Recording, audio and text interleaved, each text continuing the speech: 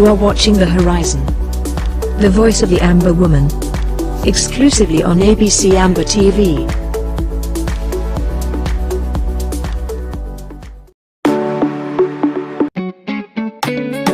Mutumbu, mama yo, na ya boy go get her. Blue Jay Brothers. Mama you kind, mama you're beautiful, mama you good, mama you're wonderful. No woman like you, mama. No woman like you, mama. Thank God for you, mama. Thank God for you, mama. 'Cause you gave me life, oh mama. Queen of my life, oh mama. I go love you for life, oh mama. 'Cause you love me so, oh mama. From small beginning, I never forget all the suffer when you suffer for me. Oh yeah, yeah. All the pain and the troubles where I pull you through.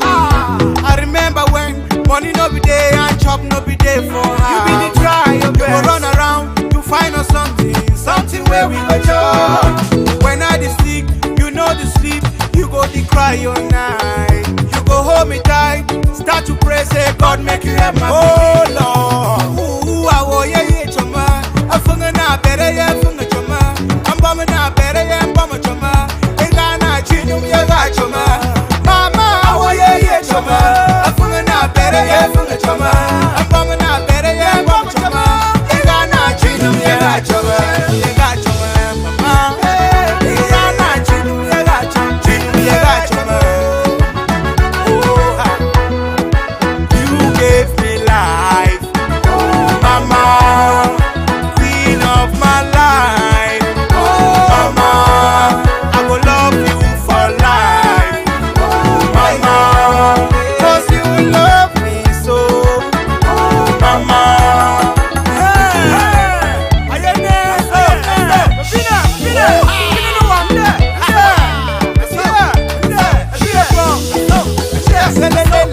Ale mama, selelelele. Ale mama, selelelele. Ale mama, shekelelelele. Ale mama, you're my motivation.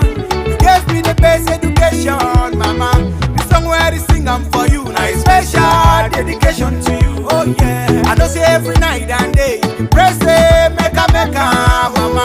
The God where you the pray I'm for heaven, don't give me this inspiration, mama. The song where I sing I'm for you, now to show my appreciation to you.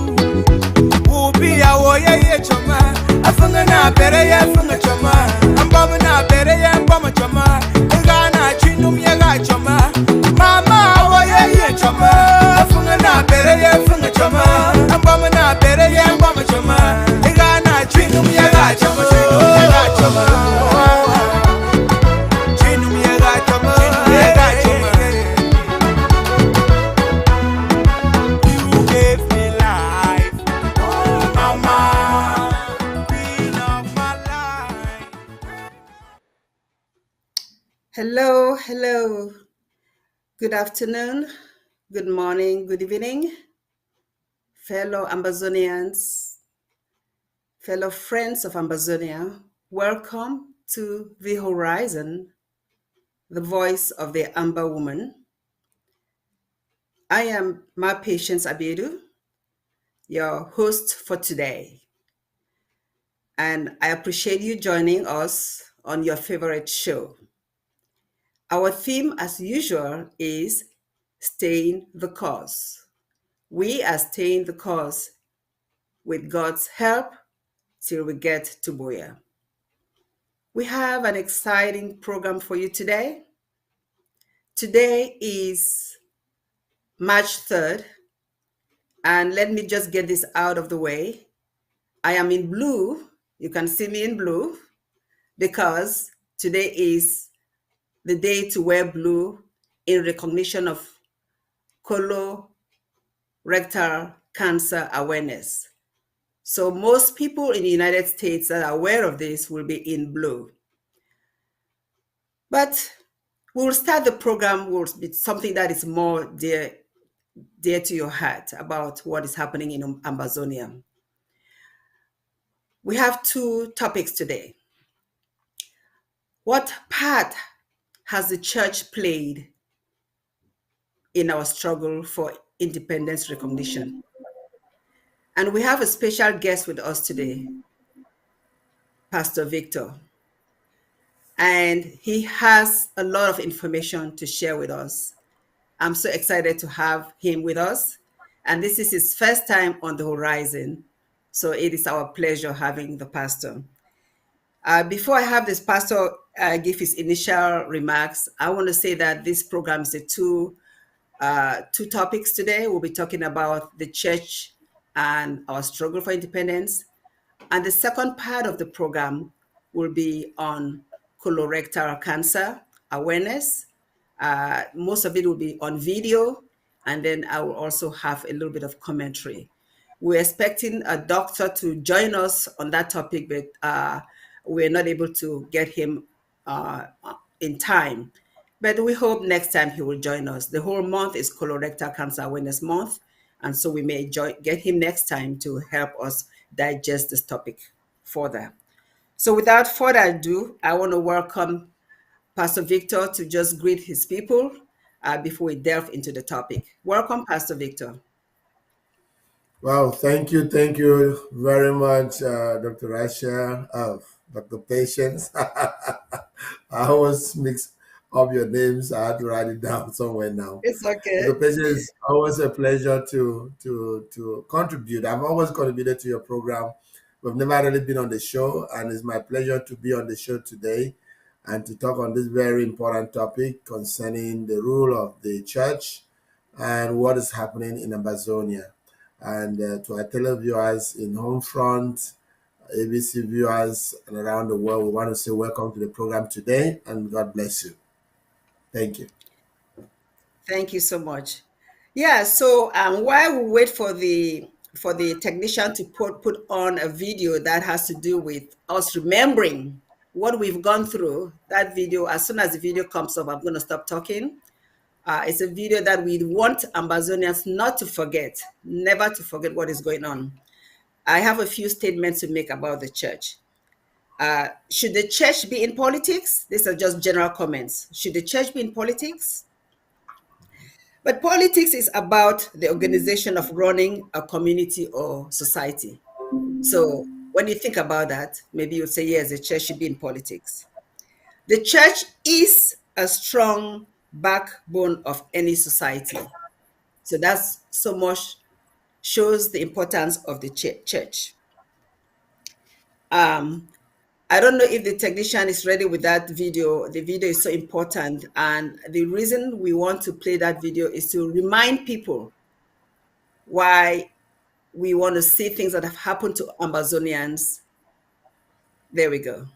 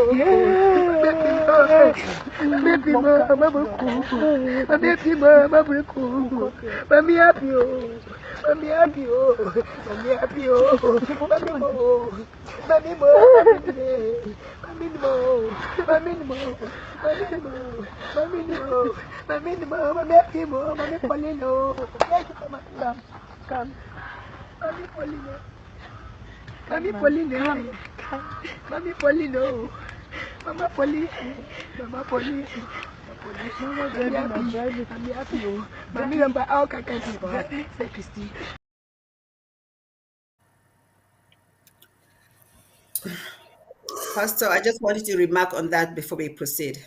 Your initial thoughts on that video. Yes, for every other person, they will just see it as a mother or a daughter crying for a mother that was burnt. But for those of us who hear the lamentations of what she was saying, it's more emotional and more very touching. Yes, these were the first instances after the Kembong burning. To the major other burning that took place was the Kwakwa burning, where Mamiapi and many others were burned in their homes Yeah, her calling another name there, Mommy Patience. So it wasn't just Mommy Happy that was burnt.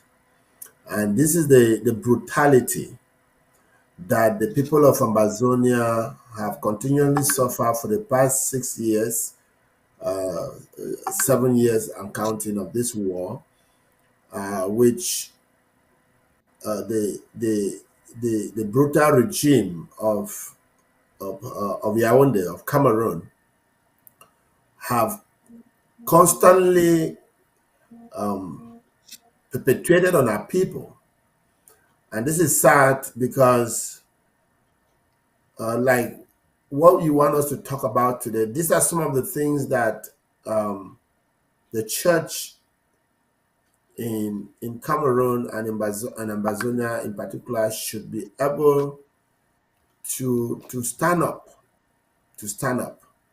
But ironically, it's bad that the Church of God today, people care more about themselves than about the mission that God called them to do. But we'll get into that. But it's a pathetic situation to see that after that first burning, it didn't just end there. There have been other burnings that took place. Yet there are people who still think that we should be one with Cameroon. I don't know what is it that Cameroon need to do again to show their brutality and their wickedness to us, for people to be angry enough to know that we have to separate. Thank you. Thank you so much, Pastor. That video always evokes a lot of pain and anger from me because I just visualize that what if that was my own mother or my grandmother? Right. It's just for every Ambazonian to put that in perspective and think that what if that was their own mother or grandmother or auntie? It's just horrible. That was just the turning point for me. That was the turning point for me, because at one time I thought that there was hope for the nation of us to even just revert to the federation that we were supposed to have in 1961. So this really video is for people that are sitting on the sideline, people that are not paying attention to wake up. But let's go to the topic of today. Um, it's very interesting, Pastor, that things have really changed in the church in terms of what the church used to do as far as politics is concerned. Before, I would say in the 90s, that's 30 years after our supposed independence, and the past 30 years from now to now, and even more so after 2016, when the teachers and lawyers went to the strike, and even more so after 2017 when BIA waged war on us. The church has changed its language a lot. So let's address some of this. I came across this document called Cry Justice, the Church in a Changing Cameroon, Cry Justice. And there are some important revelations in that document that I want to bring to your attention and have you comment on, Pastor. But I'm going to read something, and then after I read it, you have a lot to talk about. So bear with me. It could be a long read, but it's very important. This document is from, again, I said Cry Justice, and it's a compilation of things that were written by the Presbyterian Church in Cameroon as far as politics and church is concerned. And this particular section that I want to read has to say being a church in a revolutionary situation. So quickly, and this is again is written in the early 1990s, before the election of 1993 or 1992. The past 3 years have been a tumultuous time in Cameroon. Under extreme pressure from the West, and particularly from financing agencies, the Cameroon government finally gave in to opposition demands for a plural political system. What followed was an avalanche of political parties. By the time of legislative elections in March 1991, There were over 60 political parties on the official roll. Although some were influential, others boycotted the elections on grounds that the rules were unfair. The cry for greater participation in the political process was loud and clear and could be heard from every part of the country. There was also the expressed desire for greater justice in the social and economic domains. People who had been marginalized for many years broke out from the culture of silence to loud protest for freedom and justice. Then there are the Anglophones, whose former state of Southern Cameroon voluntarily decided in February 1961 to become independent by unifying with the Republic of Cameroon in a UN organized plebiscite. Out of this was born the Federal Republic of Cameroon. It also ceased to exist in 1972 in a controversial referendum. The experience of Anglophones in this union has been that of exploitation, suppression, and deprivation. All attempts to assimilate them into a francophone culture have been staunchly resisted. To compound the situation in the the crippling economic crisis, which has left millions Cameroonians in total despair. I want to end here for now, this short paragraph. Right. You to comment, Pastor Victor. I will start by our topic said the church and the war in Ambazonia. Let me first of all define the church, because one of the mix up that even those who wrote that article failed to take into consideration was their role as a church in a community, not just in a warring community. The church, the word in Greek is called ecclesia. Ecclesia simply means a call out people, means people that have seen that they cannot continue to live like every other person. And so they decide to choose themselves, or God decided to call them out, just like God called Abraham out. Just like Christ came and called the 12 disciples out, then the 12 disciples had to evangelize and bring many out of the world into the body called the church. So the church has moral standards that are supposed to be maintained. And you asked an earlier question: should the church be involved in politics? The big answer there is a yes. What is politics? Politics is simply the association of people that can provide pure governance to organizations, to countries. It did not specifically say anywhere that politics or those who should play politics should be sinners or unbelievers or those who do not know Christ. So, should a Christian be in politics? Yes, because that is where you portray the ability of the fact that you have been called out of the world to a particular lifestyle of truth, justice, and equality for all. That is the position of the church, and that is what the rule of the church is supposed to be. Now, coming to what you just read, the writing there were very truthful in those days. But if you look at the present day church in Cameroon, or let me say in Ambazonia or in southern Cameroon, I think there is a big shift. There's a big compromise. You know, it's easy to write articles like that when there is no war, when there's no problem. You state categorically what your position will be, what you will do, and stuff like that. But when it comes to a point where you are supposed to actually act like that, that is where we really see whether what you wrote, you can act on it. And so when we look at the church now in Southern Cameroons and what was written in the 90s there, you will see that there's no match. There's no coronation. Thank you.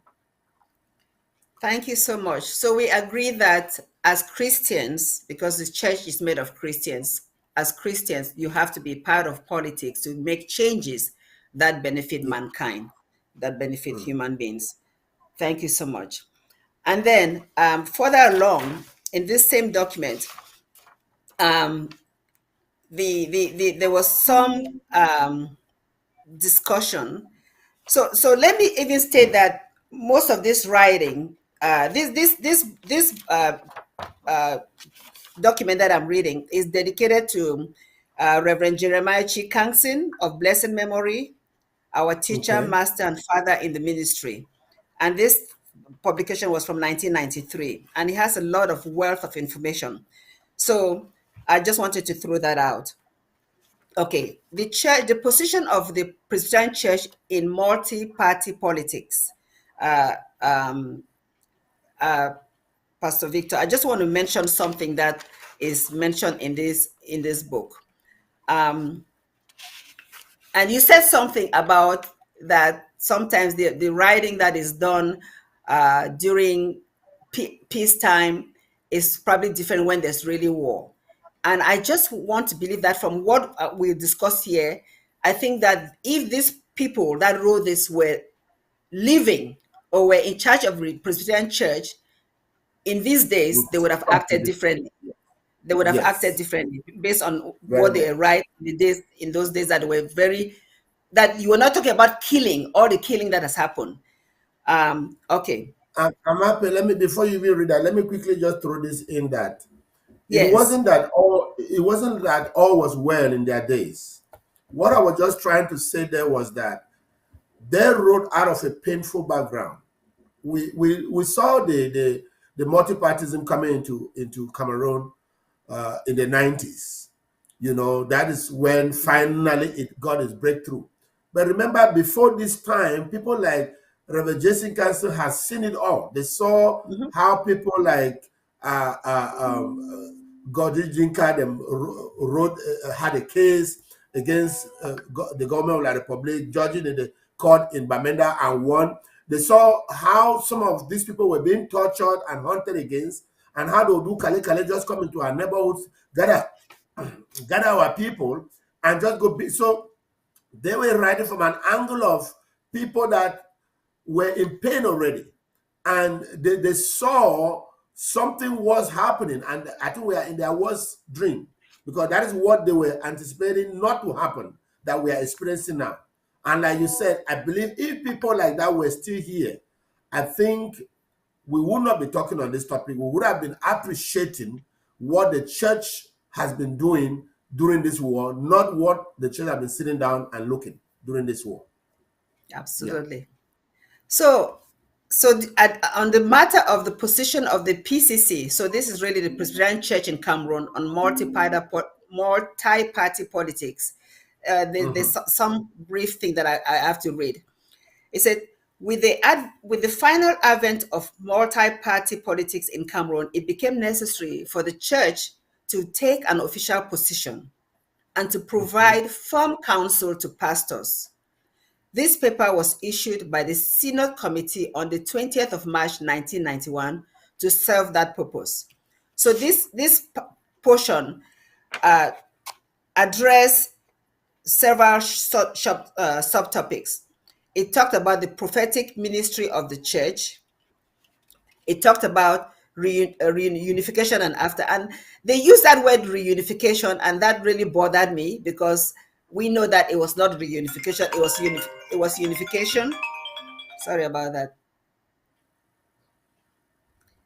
Um, then it talked about Christians and politics. Let me read this part about Christian and politics. It said, to this end, the Presbyterian Church in Cameroon shall continue to effectively encourage its followers, especially the lay members, to take active part in politics. The church Right. can bring about the much needed sanity in public life if those in responsible positions allowed Christians' ethics to influence the discharge of their duties and utterances. I'd like you to Right. comment on that. In fact, that was very true, and that is why we really look at write-up like this that were done either in the area of Jesse Council or the area of Henry Awasum, that they were really people of integrity in the Presbyterian Church at that time. They are people who saw the rule of the church. They learned from people from different countries, from people like Archbishop Desmond Tutu, how he stood for their nation in the midst of the worst of crisis that African ever saw, was the apartheid in South Africa. And we saw men like Desmond Tutu stand up right and defended his people and spoke for his people. And so when they say in that article that Christians are supposed to be in politics, that is true. Because if we, the righteous ones, are not in politics, we are giving a leeway for the unrighteous to be in politics. And look at what the scripture says here in 1 Timothy chapter 2, verse 1. It says, "For all then I urge you that supplications and prayers, intercessions and thanksgiving be made to all who are in power, first to kings and to those who are in position of authority. Now, that they may be able to rule peaceably and that we may live in peace." Now, how do you pray for somebody that does not believe in God? I'm trying to bring the fact that politics is actually supposed to be run by Christians. Because if God was asking the church to pray that those who are kings, those who are in authority, should be able to be prayed for, that they may rule peaceably, it means that the Bible context of rulership in governments, in different spheres of life, in authority, should be handled by believers or by Christians, so that God's people can hold them now in prayers that they may rule well. Because the Bible could have not been asking us here to pray for satanic people who don't know God, who are in authority, that they may rule peaceably. Because if you are in authority and you practice voodoo, you are in the under any of this court, this Rosicrucian court that the Yaoundé regime is all embedded in, you must be initiated before you can take a position of government. It means that you have already categorically made it clear that you don't believe in God and that you are going to be ruling under the dictates of Satan. That is what the world, that is what the church does not understand. And just permit me say this. I know some of these names, they are of blessed memory, but this is why there was this. No, I'll bring this up later. Because the name just slipped off my memory now. But okay, it came back. That is why people like Reverend Dr. Bame, who were pastors in the Presbyterian Church in Bastos, were highly criticized, highly persecuted, and finally were taken out of there, because as he was one of those few in the Presbyterian Church in the days of Henry Awasum and in the days of Reverend Canson, who would tell the government at its face, you are wrong, repent, change. This is not the right thing for you to do. And anybody who went to the Presbyterian Church in Bastos in those days, I heard this news as still a child. I was not even up to anything yet. But I could hear the echoes of who Reverend Bame was. He was not a compromiser. He was one of those righteous leaders that the Presbyterian Church has ever had, that would tell you at their face, killing is wrong, raping is wrong, adultery is wrong, drunkenness is wrong. He would tell you what you needed to know. And that is the standard which I regret to say this, that it looked like the present day leadership of the Presbyterian Church has really backslided from the standards of their predecessors. Thank you. Yes. Thank you, Pastor Victor. We'll go to that when we start talking about what Reverend Funky has done since this struggle started compared to what his predecessors did. You mentioned moderator Henry Awasum. Most of what I'm reading was written by him, incidentally. He was the one who wrote most of what I'm reading. So thank you for bringing that to light. And let me just read this section in terms of that, because there's a lot to go over. If we have to go through everything, it will take forever. But let me read this summary on that subject of the subtopic that initially had to do with the position of the Presbyterian Church on multi-party politics. Let me read this conclusion, and then I'll let you opine. The church exists primarily that people should glorify God, and that those who are won to Jesus Christ through his evangelistic endeavors must do his will. It is the duty of the church to see that those responsible for the civic organization of the nation ensure that society is so structured that people have life in abundance. Let me read that sentence again. It is the duty of the church to see that those responsible for the civic organization of the nation ensure that the society is so structured that people have life in abundance. I'll read on. To this end, the church shall at all times strive to discern God's will in order to determine its action and to define its relationship with the government. In whatever it does, the church must struggle to remain true to its sacred calling. It should always endeavor to be faithful to its prophetic mission in full recognition of the fact that the force of the truth of the gospel is stronger than any two-edged sword. As a church, we have a divine task to jealously guard the sovereignty of our nation. We are called upon to promote national development and human progress. Our ministry of love and reconciliation must enhance the national effort of general integration. But we must constantly remember that these ideals can only be realized in the context of peace. And from our point of view, peace is not merely the absence of tension and strife, but the presence of justice. Indeed. That is why the church cannot allow anything to compromise its pursuit of justice. Pastor Victor, comment on that. Very, very, very, very true. Very, very, very true. Remember, Reverend Wasum was writing this at the birth of multipartism, which was not received calmly. So, like I said, it was like a preamble to what we are really going through now. Because if multipartism was not even received calmly, and he was there trying to spare out the rule of the church and the rule of what congregants should play, you see, he's spoken them more of what congregants who are followers in this big denomination should do. What more if he was spelling out the role of congregants? What more the priest? What more the moderator? What more the pastors themselves? You see, he talked about the fact that we are supposed to show love, kindness, and that is what we expect our Ambazonia people to do. How? We are just speaking now. I think I don't know if I had the video here.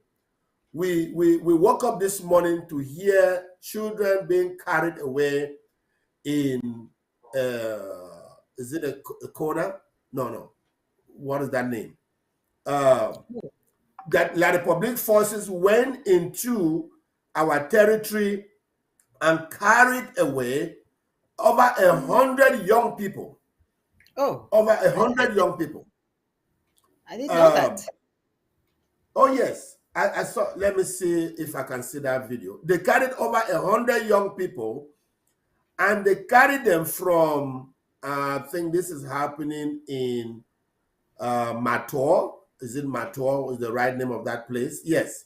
This is happening in Mator, where this is I can have these are the images here of over 100 of our young people that have been carried away by the public forces, and they are maltreating these children in places.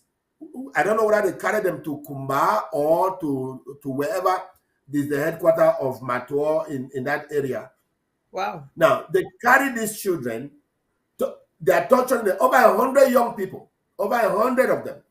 Now, what is the rule of the church in situations like this? Based on what Reverend Watson was writing, This is when the population of this area should rise up and march to the jail's office or wherever the children are being kept and demand for the release of their children. For what is it that these children did? These children were kidnapped, not even arrested, because they were ambushed. They went into their houses late in the early part of the morning, and they were all rounded up and carried away. So the rule of the church, brethren, from the write-up from the Presbyterian Church and from Reverend Awasum in those days, is to say, in situations like this, let the love of the mother to the child be seen. Let the love of the father to the children be seen. Let the love of the community be seen, that everyone will rise up and go to the government and say, why have you arrested our children? What wrong did they do? If they have done anything, let us know so that we can be able to know why they have been arrested. But you see, I don't know what has been done yet, and I don't know if anything has been done yet. Like the other day, we saw our kids playing soccer in the stadium. That one was in the corner or whatever, and then they went there and arrested all of them, and then the mothers marched to Goya. This is the rule of the church. It's not you trying to bring some kind of uproar in the community. It is you painting a picture of what the church rule is all about. To stand for justice. They wrote in that communique that the church is supposed to pursue peace, and not just the peace whereby we say we want peace by mouth, but peace that is relative to the justice that go with it.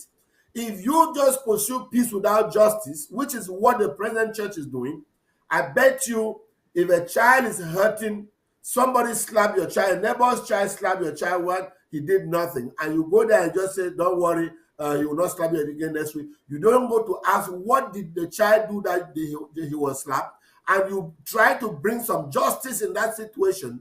I bet you are just building a time bomb for a bigger blow to happen tomorrow.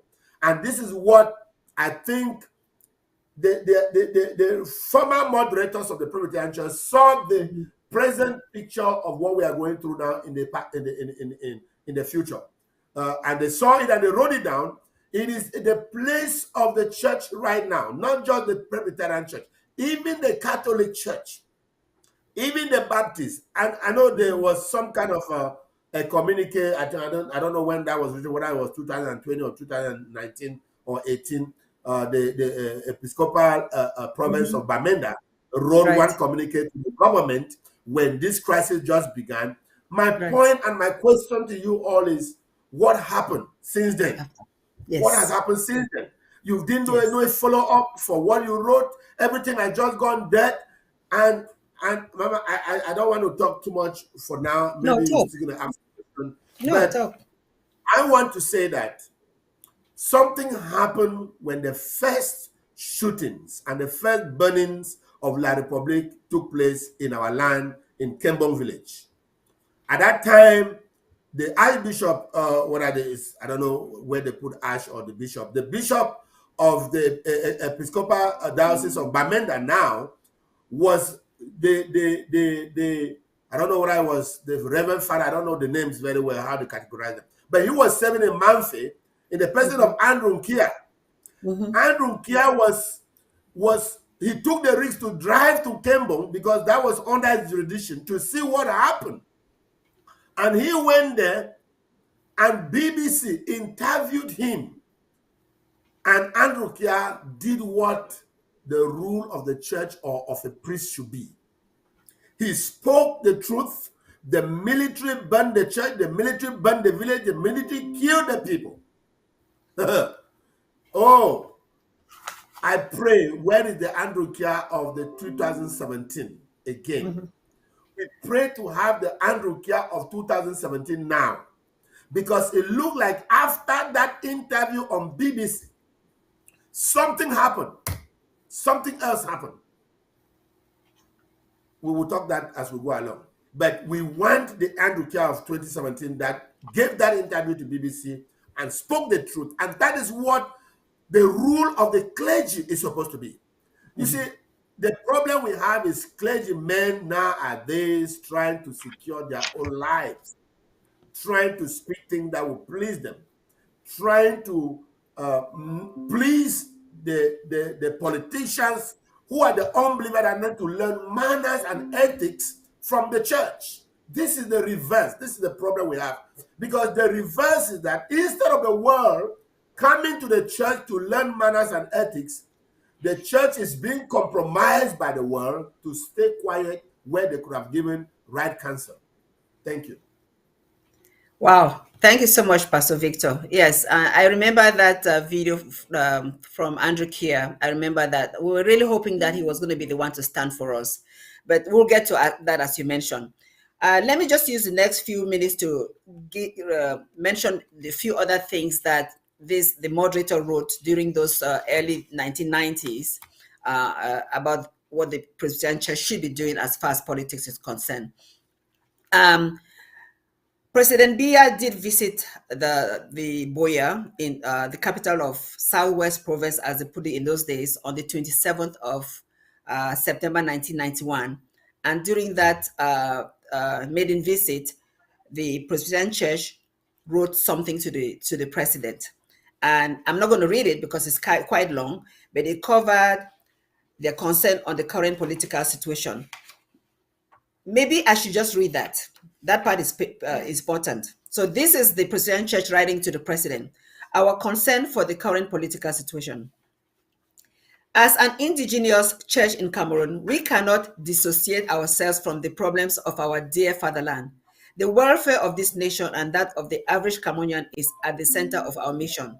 We pursue the common good of all Cameroonian, irrespective of religion, sex, creed, and tribe. That is why we have called for special prayers for peace, home, and family life in Cameroon, and the conservation of our environment on Pentecost Day on the 19th of May, 1991.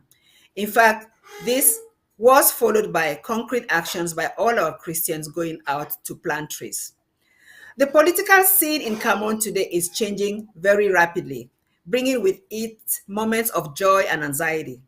As a church, we have clearly outlined our position on multi-parties in a separate document, a copy of which I have brought here for you. We appreciate the introduction of plural politics in our country. It is our hope that the birth of multi-parties in Cameroon will usher in a new free democracy where the basic freedom of movements, associations, and expressions are guaranteed. That is why we think that your government's expressed desire for dialogue should be pursued all the way by creating a general forum in which all the alternative views from a cross-section of the country can be freely expressed in order to formulate a common national program of action.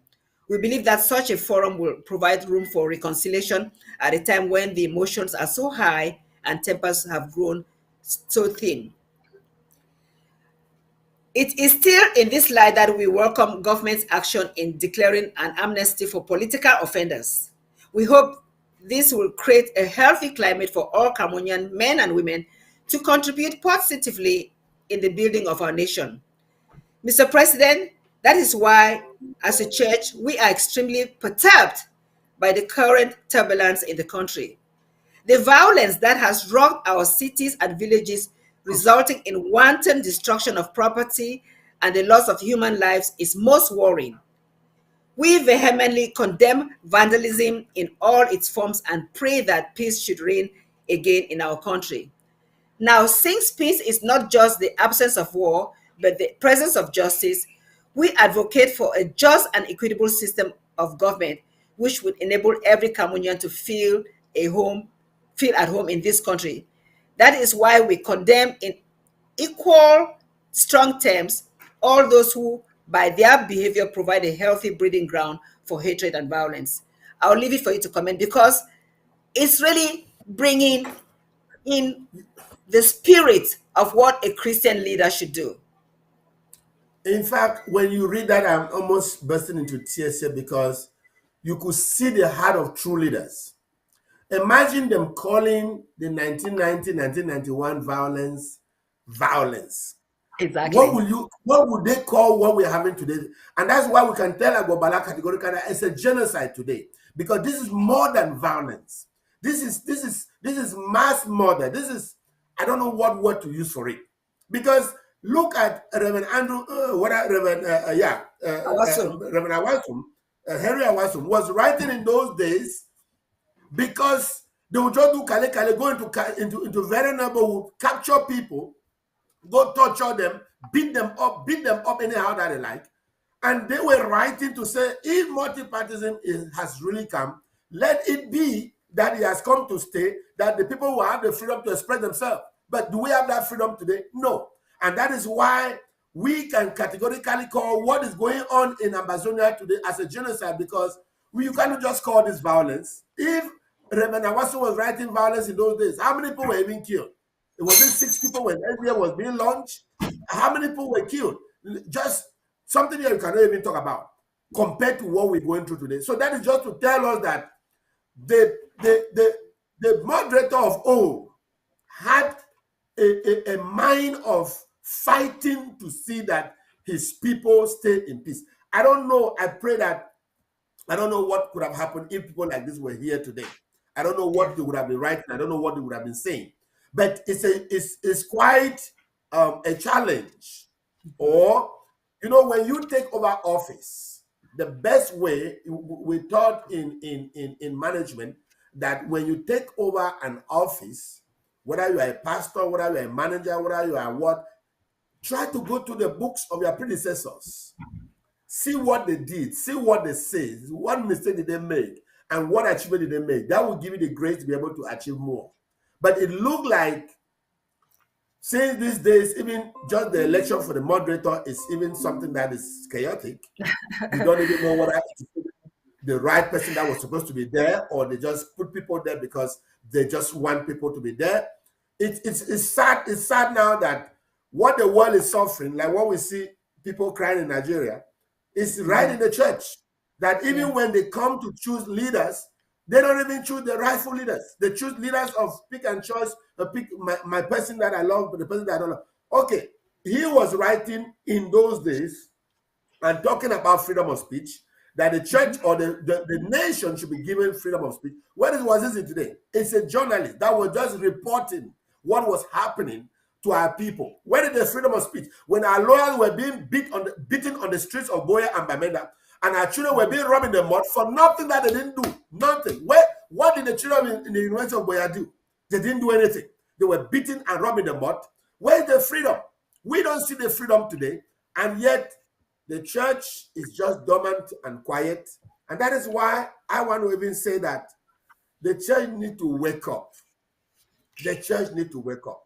One of the things that I cried so much when Cardinal Tumi died, that really, really touched my heart, was the fact that we carried this too much authority at the helm, being at the helm of these organizations like the Catholic Church and the Presbyterian Church and the Baptist Church, which the world honors, yet we do nothing with it.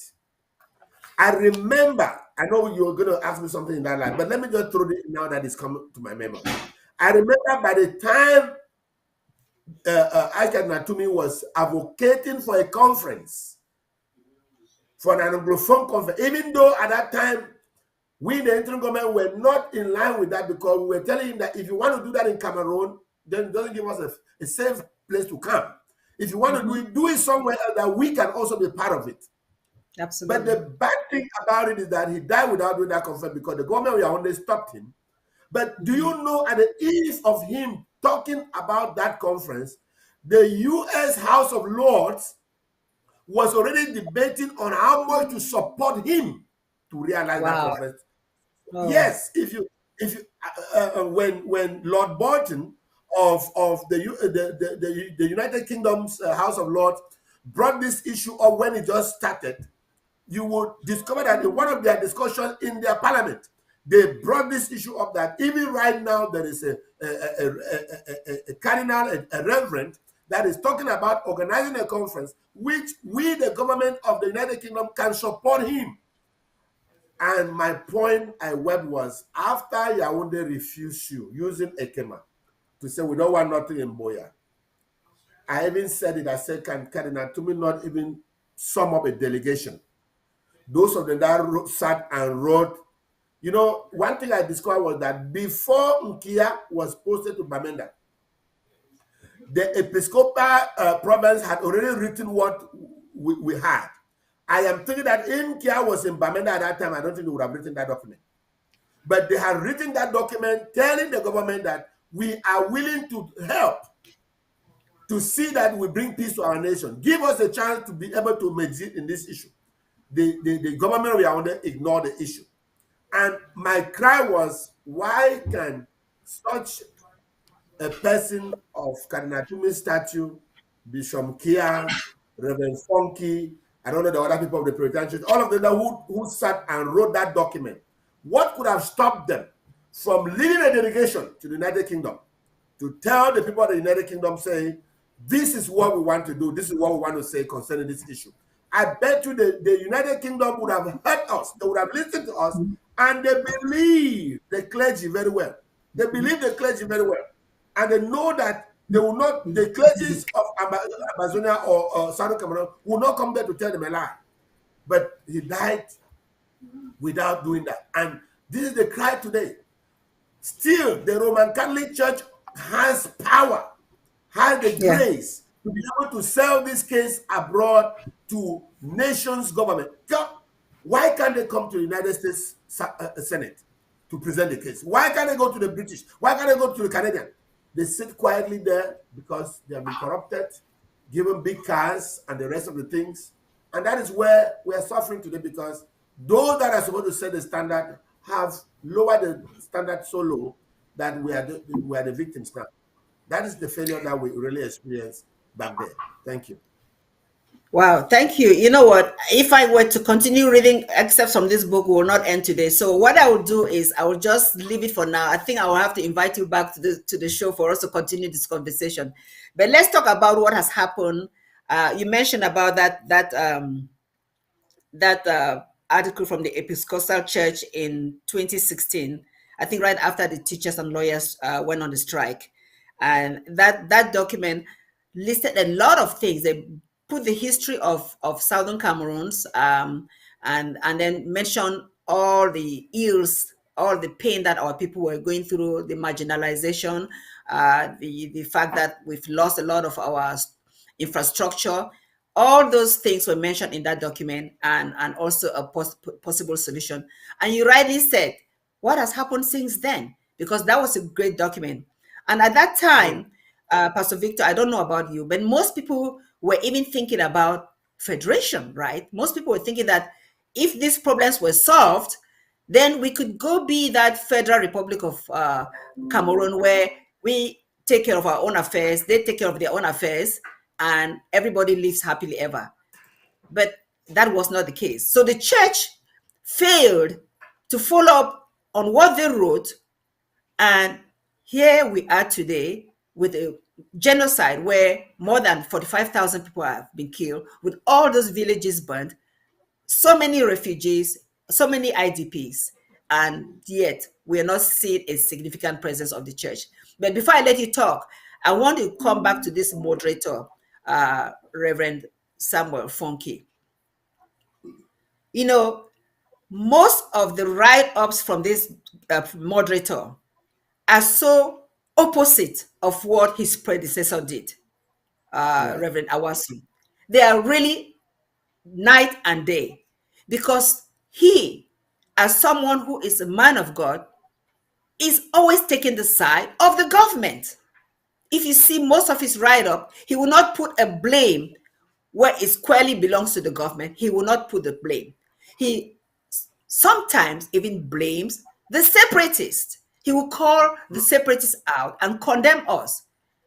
How can he call himself a man of God who is supposed to stand for the truth and justice, and yet takes the side of the government?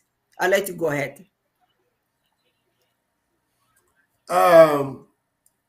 Thank you, Dr. Patience. I had looked for this audio of Reverend Kia in Kembong, which I was quoting earlier. I couldn't get it, but had contacted my brother Nelson Nochimba to send it to me, so he just did it.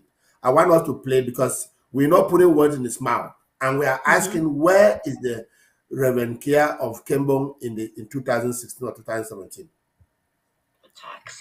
Bishop Andrew Nkia is the Bishop of Mamfe, the area where these killings are taking place.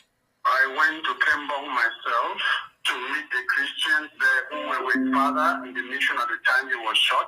They explained to me that there was a military vehicle that was coming into the village, and as they were driving into the village, they were shooting. Father tried to escape around the church, but when he was at the door of the church, the bullet got him. He fell there. The other Christians who managed to run away to the back of the church. There was a seminarian who was also there. They ran into the father's house, some ran into other places. But like yesterday, I was there, I counted myself 21 bullet holes on the front of the church. So were the soldiers actually shooting into the church? Yes, they were actually shooting into the church. If you go to the place like I did yesterday, you actually see some of the bullets that passed through the window and cracked the wall next to the altar. So what was happening inside the church? Were people sheltering there? What was going on? No, there was nothing going on in the church. It was around 3 o'clock in the afternoon. There were just a few Christians with the catechist who were cleaning the church. Father was standing in front of the church, and when they were passing, it looks like when they're entering the village, they're trying to scare people or what, I don't know. But as they were driving into the village, they were shooting at random because after the mission, they continued shooting as they were going on to their barracks. The shooting did not stop at the church. They continued shooting. There was another man who also was shot and he died. It's quite shocking that they would be shooting into a church or at a church. Has this happened before? It has happened in other places. I mean, the seminarian who died in Bamenda was shot in front of the church. So has there been any official reaction to this? Is anybody going to be charged with the killing of Father Cosmas and the other person that died as well? Just that you are talking from a distance, we are seeing deaths every day. Nobody is being charged. We will make some noise about this, but in the end, what will come out of it? So tell us about Father Cosmas and the community there. Yes, Father Cosmas was a young priest ordained last year, 2017. He is from Kenya, from the Diocese of Kisii. He is a missionary of St. Joseph. And Cosmas was one of the young Mahir missionaries who came out to this country. He was ordained on the 26th of March. In April, he was appointed to Mamfe. He's literally just come and he's just starting out his life as a priest amongst the people of Mamfe. He is just starting his life as a priest in the diocese. This must be very demoralizing for people there. Very demoralizing, not only for the people, but also for the young priests I have around. Because as we are speaking, I have closed down 15 parishes. I'm not joking. I've closed down 15 parishes because of the insecurity. All the people have abandoned, they have run away. So it's a very difficult situation for all of us and for the people who are gathered around Father Cosmas. Actually, Father Cosmas is working with Father Buni, who is the parish priest. Father Buni is a Ugandan missionary also. Both of them are Mahir, but Buni is on leave. So Cosmas was alone in the parish at this time, running the place. So is somebody going to come and replace him, or are people beginning to get nervous now about conducting mass and living in these areas where these random shootings are happening? I cannot send anybody to go there now. That will not be fair to the person, because most of the persons were telling me, oh, Bishop, you begged us to come out of the bush, and now they are shooting at us. We are going back to the bush. So I'm stranded. But now if the priest himself who was gathering the people is killed, then they all scatter again. Is the church being targeted, do you think? I wouldn't know. The priest was killed in Buya, seminarian was killed in Bamenda, now another one has been killed here in Mamfe. The other time, one of my priests was arrested in front of the church and stripped by the same military. I want to know what they want. The information minister, Isa Chiroma, has tweeted saying that it's not the soldiers that did this. He does not live in Mamfe. I live in Mamfe. It did not happen in the night. It happened during the day. We are not arguing over truth. I just beg Mr. Minister to verify what he's saying before he goes on the air. Because it is very disheartening that we are Cameroonians. We are suffering and our minister will be talking about something he does not know. I am on the ground. I live here. Minister does not live in Mamfe. He doesn't even know where Kembo is. Do you feel safe where you are? How can I feel safe? I don't sleep in the night. When I sleep in the night at the bang of every door, I jump up from my bed and go under because I don't know who is coming or what is happening. Nobody feels safe. If I'm the bishop and I feel like this, how much more of the common people? But I cannot abandon the simple, innocent people who are just living their lives in their villages. I have to be with them. They are Cameroonians who love their country. They just want to live in peace, but they are not safe. That's Bishop Andrew Nkia, Bishop of Mamfe. Wow. So that is it. That Yes. that is the bishop. That is the rule. Oh Jesus! This is what pleases heaven. This is what pleases God, and this is what brings moral standard in a nation. When once this is compromised, the nation goes into anarchy, and that is what we are experiencing. Because when these are the people God has put in position to bring morals, He spoke here and spoke His truth and told Chiruma, you don't live in Mamfe. I am giving you first-class information as somebody that live in Mamfe. You don't sit around there and make propaganda. We're not talking politics here. And what are we saying? Because those put in authority do not know God and they will lie on everything because they don't have the fear of God. And that is why we say, that's why the Bible says something here in Proverbs 29, 2. It said, when the righteous rule, the people rejoice. When the unrighteous are in power, when the unbeliever, when the sinners are in power, people cry. That is why we are crying. We're talking about multipartism. Reverend Awasu was advocating in those days so that they could even just be freedom of speech. Do we even have freedom of speech in Cameroon now? Like you said, in those days you could not even mention federation. As he was writing, had the government of Yaoundé even accepted federation, will not be here. We will not be here. Yeah. We were looking for a federation. People, that is why we tell people like Bobala, you cannot remain in the same position for 7 years. No, you have to shift positions.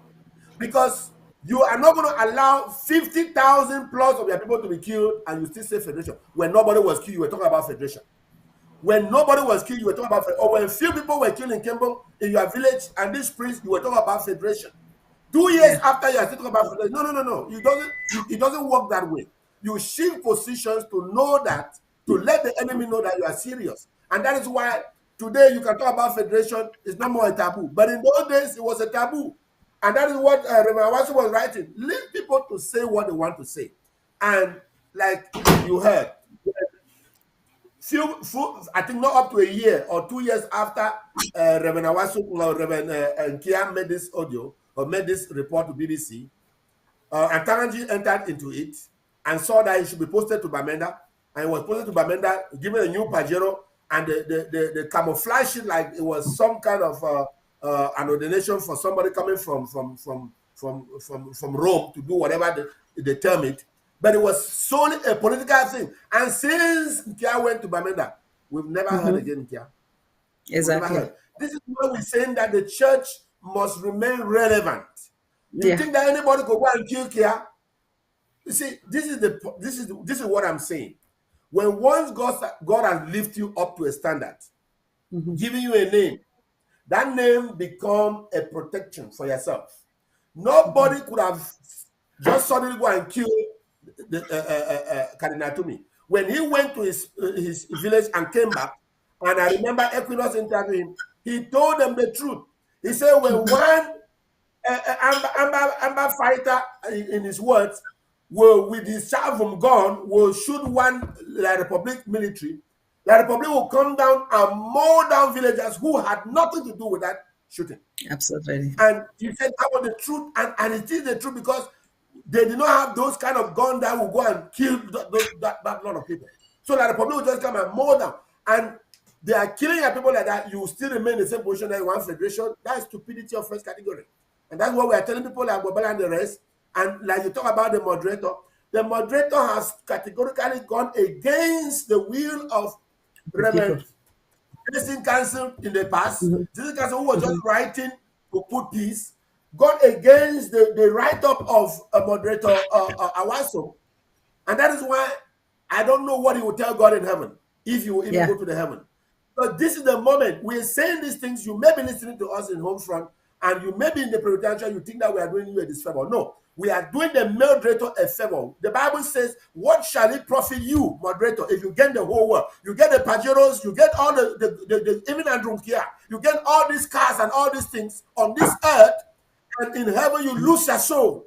What will it profit you? You have decided to go for the things of this world rather than to stand for the people of God. And that is the sickly part that we have seen in the church of God today. And that is what we are suffering. That's what we bring untold suffering to our people. Because we don't have those who can stand up and say, this is where we stand. This is the truth. This is where we're supposed to go. That is the problem we have today. Thank you. Oh my goodness. Thank you so much, Pastor Victor. Something that you said just has provoked me to read this section because it just validates what you said. That letter that was presented to Paul Biya on September 27th, 1991 by Reverend Awasum has this part to say, and I'm just going to read a section of it. The benign neglect of Anglophones, and then the conclusion of it. Mr. President, history placed us on the west of the Mongo of this country, which is generally phone. As already mentioned above, our founding country on the cornerstone of unity in diversity and bilingualism. But our experience of unification is that the Anglophones are being treated with benign neglect by all successive regimes since independence. Today, the Anglophone Cameroonian has become terribly marginalized. Even the utterance of some leading Francophone Cameroonians only go to make the Anglophones feel unwelcome in their own country. 30 years after independence, Anglophones are still contemptuously referred to as strangers. Despite their competence, they are still, for the most part, only considered as second best in administrative and political appointments. 30 long years after independence, the entire Anglophone Cameroon is still backward, underdeveloped, and tottering on a very rudimentary economy. Yet the entire Anglophone territory is absolutely rich in natural resources, and we see these resources being exploited every day. In fact, the more they are plundered, the more our territory reclines into poverty. Now, here's the important paragraph I want to read. Mr. President, political systems are not static, and that's what he said. In fact, they are supposed to evolve from one stage to another, improving themselves in the process. Now, we can confidently say that the unitary system has not been satisfactory at all. Consequently, we advocate the return to a federal system like most our liberal democratic societies today. The new federation should have a defined system of revenue allocation. So, in 1991, Reverend Awasum was bold enough as a man of God to ask for the return of federation. 60 years ago, in our present history now, because he was writing that 30 years back. Yes. From then to today, it's 30 more years, so it's 60 years now. Yes. Agbobala and the rest, moderator, honorable moderator, and honorable bishop, and all the rest of the clergy, and all the rest of the so-called political elites of the Anglophone region, as you put yourself. How long will you continue to advocate for a federation that they have never even considered it to give you? That is why, let me tell Agbobala, let me tell Funky, let me tell the rest, why in the days of Awasum they could talk about a federation. They spoke about a federation because they thought that at least fairness, a good mindset would say, no, we have marginalized these people a lot, we have killed these people a lot, we have done evil to these people a lot. Now let us at least give them this federation, which was the original intent of Fumban.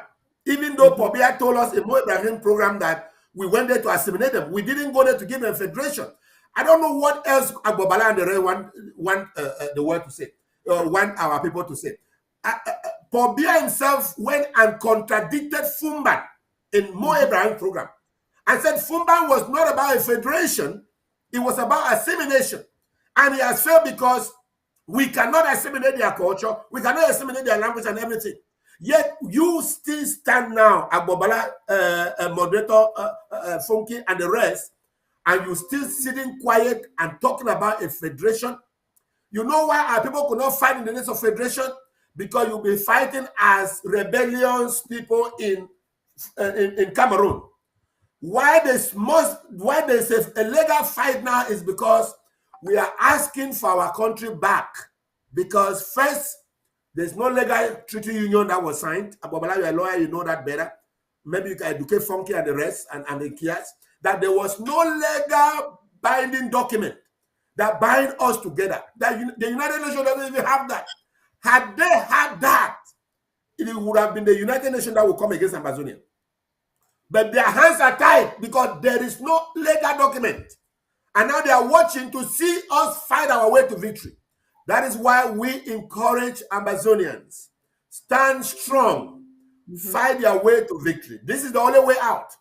I have come to see that if we depend on the church has already failed us. The moderator, present moderator, I hope maybe the next moderator may come and sit in differently. The Archbishop of the Ecclesiastical province in Bamenda has failed us. Nkia has gone and received his pajero from Atananji and the rest, and he stand against the people. And these are the same people whose children are being killed every day, whose children are being murdered every day, and these are the same people you call the church. You are not doing a fair role to the church, Bishop Nkia, Reverend Funky, and the rest of you. You are not doing a fair duty to the church. Listen to me. It will be better you die to save your people than for you to live and keep your people in slavery. Right. This is what Reverend Awasum was writing. Right. In the words of Awasum, in the words of Jesse Canson, that is what they were saying. If you want us to give our lives so that our people can receive that freedom, we will give our lives. You know what? You see, in this life, it is always said that he that wants to save his own life will lose it. But that one who lose his life for the sake of Christ will always get it. That's why none of those people were killed by this government. They spoke those things, they lived their lives, and they died naturally. But these ones that want to save their life at the expense of God's kingdom, well, it's you and your God that knows what you are building for yourself. But it's a shame that we have not had enough support from the church in Ambazonia the way we're supposed to have it. In fact, in the revelation of the killing that this man that was captured, I keep forgetting their names. The man that was captured, in one of those revelations, he said even the bishop that was killed and thrown in Senegal River, they were the one who killed. If a bishop, a Francophone bishop, could even stand for the truth and be killed, you think that man has gone to hell? He has gone to heaven. I believe some of these people are not yet saved. They don't have salvation. And therefore, they are only minding about their carnal life here on this earth and what they are going to gain than what eternity lies ahead for them. And I pray that, like I said earlier, this is not a talk against moderator Funky. It's like a salvation message to moderator Funky. That listen to what your predecessors wrote and stood for and compare with what you are standing for. Are you doing the right thing or not? Listen to what the archbishops of old had written and stand for in the Roman Catholic Church. In Kia, even you, 2 years down the line, you changed your mind. You spoke in September, I think that was September when this thing really broke out in 2017. In September, you spoke vehemently because that was around when Pobia declared that war, that they went and killed those people in Kembong and shot the priest and shot through the doors. So from 2017, I think you managed to be there for 1 more year or 2 years. Then after that, Atanji arranged for your transfer to Bamenda, where you have been given fat. Is your problem car? Is your problem money? The priesthood, the way the priesthood has been made, even though I'm not a Roman Catholic, but the priesthood has been made in such a way that you lack nothing. Here you own nothing. But now we have seen where priests want to own property, want to own things. It's a taboo in the Roman Catholic Church. You lack nothing, yet you own nothing. That's what that's how the motto of the priesthood is supposed to be. Because you have everything at your disposal. You don't lack food, you don't lack water, you don't lack a car, you don't lack a house. You have everything, but at the end, you don't own anything. But nowadays, our priests are owning stuff. And that is where we are saying something is changing in our world today. Right. And we pray that before this war go to an end, some of you can repent and seek for God's grace, that God will forgive you, and that you can stand back for your people, and that I pray that the people also may forgive you for what you're doing. Thank you. Wow, wow, wow, a lot of information. I got a comment that here that Director Paddy wants to make a comment. I don't know if he's still available to do so, because we're coming towards Yeah, the end of the show. yeah, okay. And unfortunately, I'm producing.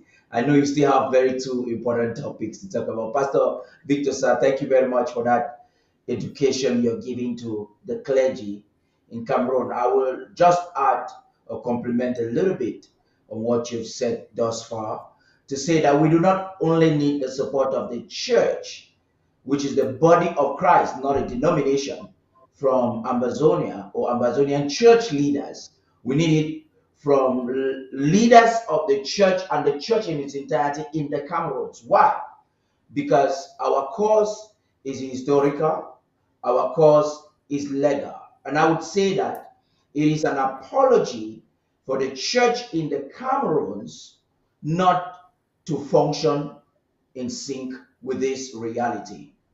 Now, a lot of churches, if I would say the churches in the Cameroon or the church in the Cameroon has failed the oppressed people of Southern Cameroons, partly because of ignorance, which breeds religiosity, not churchianity, and also because of corruption that you have highlighted hugely in your expose this afternoon.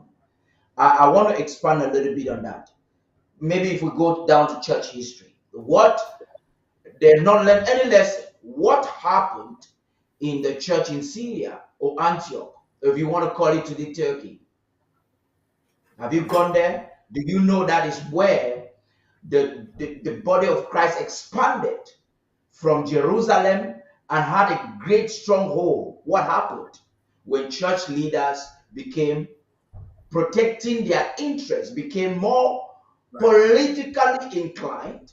The church is supposed to be politically inclined, but not in the negative standpoint.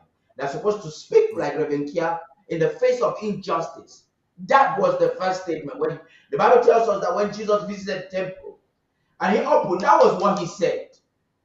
It's unfortunate that the church today, and the church might not be claiming to be ignorant. Like I said, it's an apology for them to be ignorant, because Peter was talking to the church in his first epistle. He said, add unto your faith virtue, and unto virtue knowledge. The knowledge that Peter was talking there was not exoteric knowledge. It was not epignosis, like what he said in his second epistle. It was sense knowledge. It was knowledge in school, science, university.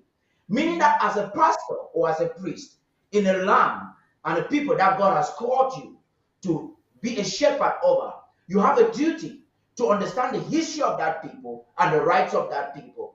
And you have a duty to stand and to advocate for. I'm calling on brethren watching and Christians that make up the body of Christ in the Cameroons today to ask your pastor, why are you silent in the face of injustice? Why are you indifferent in the face of outright injustice? Are you ignorant that the decolonization of the former British Saudi Cameroons was botched?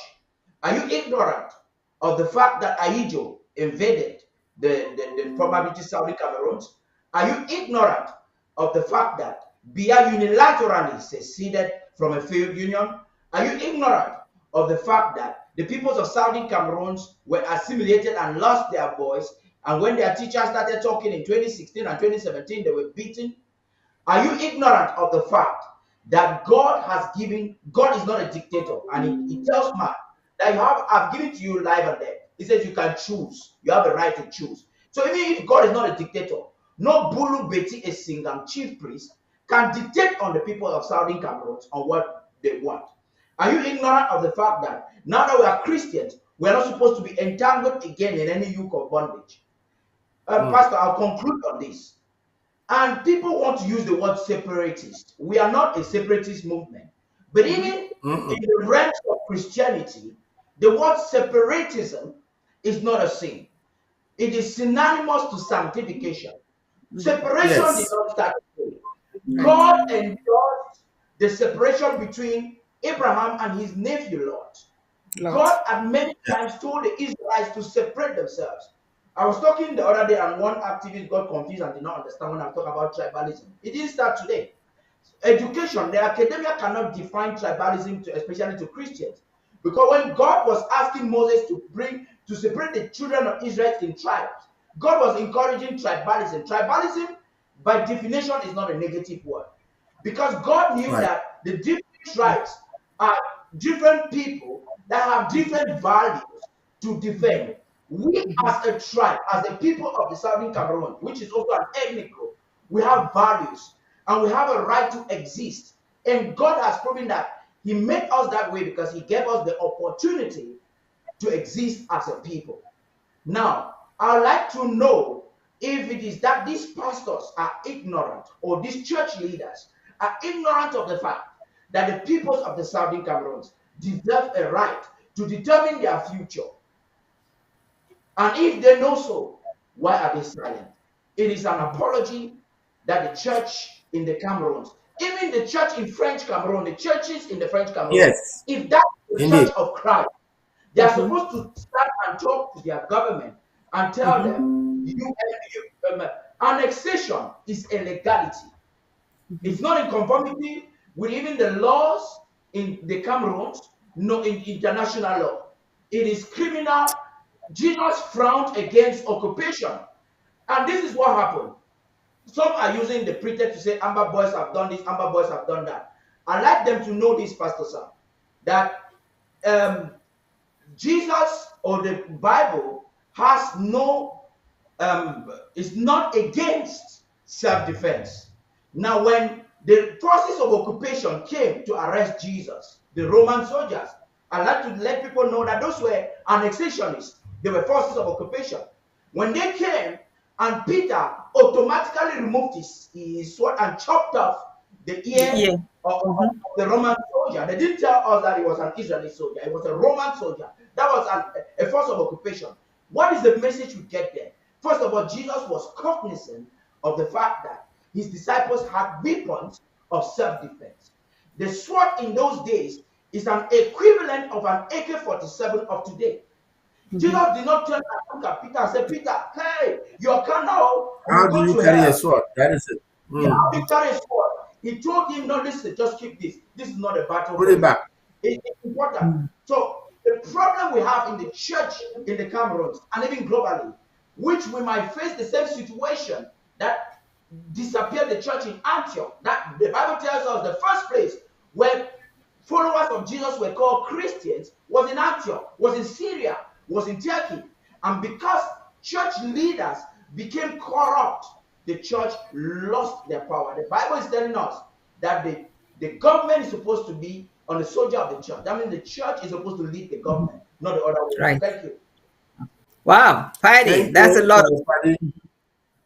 Yes, Paddy, thank you so much. You added a lot of flavor there in many areas.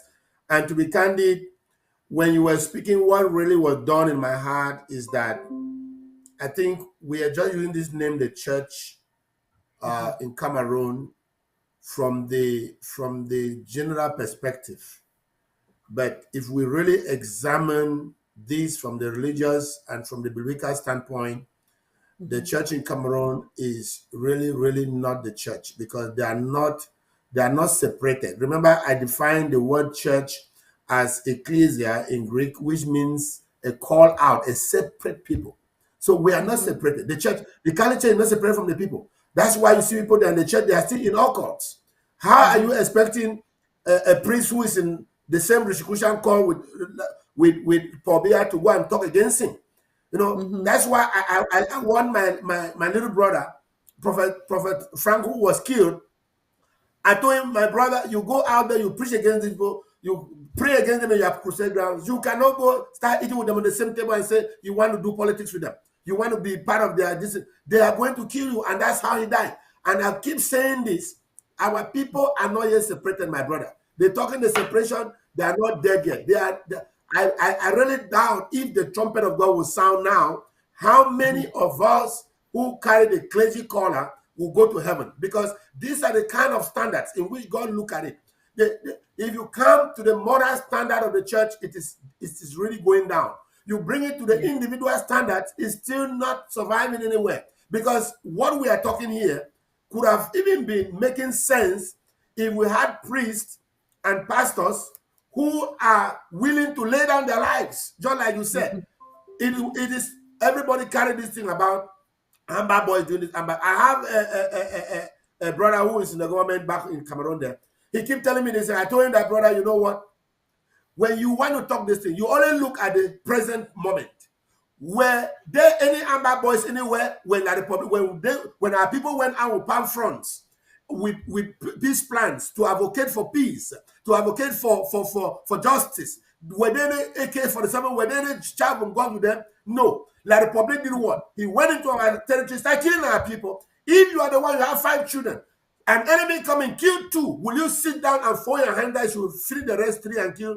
You will even rise up to defend, even if you don't have the means to defend. And that is what our people are doing. The church, you must know that we are doing no wrong defending ourselves. It's enshrined in the Human Rights Act. We have to defend ourselves. Even the Bible in those days used to say an eye for an eye. Means what? If you kill me, I should kill you. Even though Christ came and gave the reverse. But if you look at it critically, what Ambazonians are doing are defending their territory, defending their brothers and sisters, defending their mothers and fathers from being killed by La Republic government. And that is why I want La Republic government. I said, this thing, end it now. Go to Switzerland now and end this thing. This is what the church in La Republic and in Ambazonia should even gather together and plead with the government of Yaoundé to go to Switzerland and negotiate this thing. Why? Because it will not end any soon. Why will it not end any soon? I have a lot of young brothers that are in my village that you have killed their parents. People that were 1 year old, 2 year old when this war started, they are now 7 years old. You think they are not going to wake up one day to revenge? And the Western world, I also want the Western world. Sitting quiet is not helping. I want to speak to America. I want to speak to Britain. I want to speak to Canada. I want to speak to the Western world. Sitting quiet in the verge of Cameroon killing our people, you are not doing any favor to us. You are raising terrorists in the future. You are raising armed men in the future, because these children whose parents are being killed like this by a barbaric regime of Yaoundé will one day become terrorists and will want to fight back. If you don't do nothing now that many other children's parents should not be killed, you are just, it's a time bomb. It's a time bomb. Just like what there was and the moderator, Jessica, were writing in the past, it's now exploded. It's now exploded, and it's very difficult to calm it now because there are people with burnt up anger, like Wibawu said. There's burnt up anger in the land, and when they explode, you cannot hold it down. So please, our people did not pick up weapons against the Republic. When our own spokespeople like Agbabala were advocating for federation at that time, nobody was against them. We hailed them. We were behind them to say, yes, give us the federation. Give us the, then you enter our territory, killing people, killing and killing. And you still want us to be hailing and begging for federation in the midst of all these deaths? No. Our position has to change, like Reverend Awasim wrote there. Position has to change, just like Caron changed from one party to multipartism. For multipartism now, he hold people down, not to even get freedom of speech. They are trying to give freedom of speech now. Now people talk about federation in Ambazonia or in like friend Cameroon. Nobody do anything to them.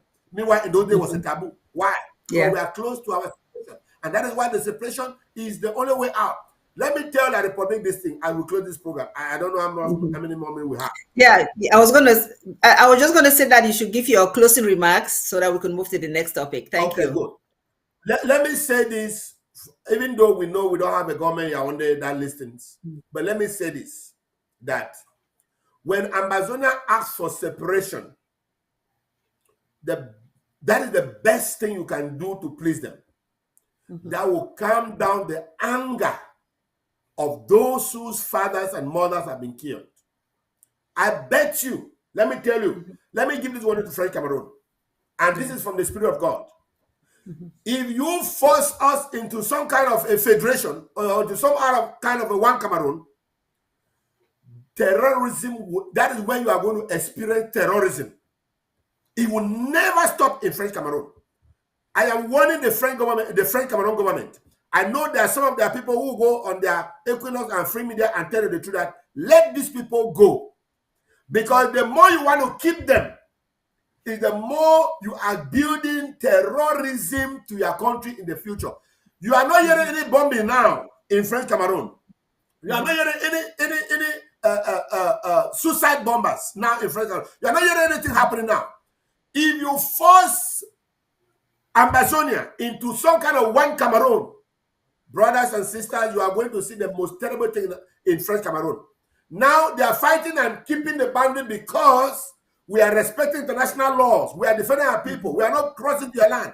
But by the time the United Nations or some kind of organization come and force us into one Cameroon, that is where you are going to have to harbor terrorists in Yaoundé, in Douala, and that is where you are going to regret that if you knew, you could have given Ambazonia their freedom. Because if we get the freedom, we go in peace. Nobody will come to revenge anything. That will calm down that anger. But if you force us into a federation or force us into some kind of one Cameroon, well, go and write this history down or go and write this down. It will tell you one day. I may not be here to tell you. I may not be here to repeat it. I may be dead and gone. But let me tell you, that is what the repercussion will become tomorrow. You cannot. You have tried to bribe your way, bribe all our fighters. Now you have seen a new brown breed of fighters have come up. Have you asked yourself where are those ones coming from? You have bribed every one of them. You have bribed the field marshal. You have bribed all of the field marshal Leke. You bribed the no pity. You bribed all this. You kill my brother Commando. You kill all of these people. Now, yet there is still firepower. Have you asked where that is coming from? And you think, how long will you continue to bribe? Which generation are you going to bribe and end at? Please let some people talk some sense into the government of Yaoundé, because this thing is bigger than what you see now. 7 years is God's perfection years for you to think well and make an end to this thing. This thing is at the 7th year now. Think well and see how you can end it now so that you avoid future calamity in French Cameroon. If they say the word to a wise is sufficient. And to our moderator and to my brother, Reverend Kia is a very dear brother to me. I know him through my own friend who is a pastor here in the US also. And we are not here to ridicule any of you. We are here to simply say, stand for your people. Right. We are here to say, and somebody should not say we pick on the moderator so much. We didn't pick on the moderator. We simply went down history, memory lane to see what the predecessors of the moderators are written about this situation. And when we compare what the moderator today is standing for, we see that it's totally apart. It's parallel that can never meet. And that is why we are cautioning that let him take time to go through what his predecessors stood for and see if he can stand for that and protect your own people who come and give you offering every Sunday, who come and give you the money that you are living on every day, and the people that you say voted you to become the moderator or whatever position. So it's a caution. We are not here to ridicule anybody. We are here to save your souls, because if you repent of this and take your life around, Jesus will forgive you, and one day you will be with him in glory, and you will say, one arrogant pastor came and stood there and was abusing me and saying things, but it was the saving of your soul. It was not to abuse you. It was to tell you that, like we heard the audio on here, we want this kind of men of God. We don't want the compromised men of God. God bless you all. We love you. Thank you so very much for bringing me in the program today, my patience. I really appreciate. God bless you. Thank you so much, Pastor Victor. Thank you so much. You said something that I want to end this portion by. You said that you're asking the men of God to stand for their people. Stand for their people. Yes. Just like Martin Luther King did for his people in America. And he said he may not see the day. Stood for his people in South Africa. Exactly. Those were great people that stood for their people. And just to say that you're giving advice to the moderator, this is a copy. This is the book. It says Cry Justice by the Presbyterian Church. If he doesn't have access to it, he can go find it and look it and read through it. And he will probably change his ways if he reads through this document. Because this was in the light of the climate in those days, the political climate in those days, which is different from what we have now. So we're going to transition. Thank you, Pastor Victor. Thank you so much. We're going to transition very quickly to a new topic. When I started the program, I said this is Colorectal Cancer Awareness Month. And because we've taken so much time on the first topic, we're going to make it very brief. There's going to be a short video to give you some enlightenment. Then I'm going to just make a few points and then we're going to close the show.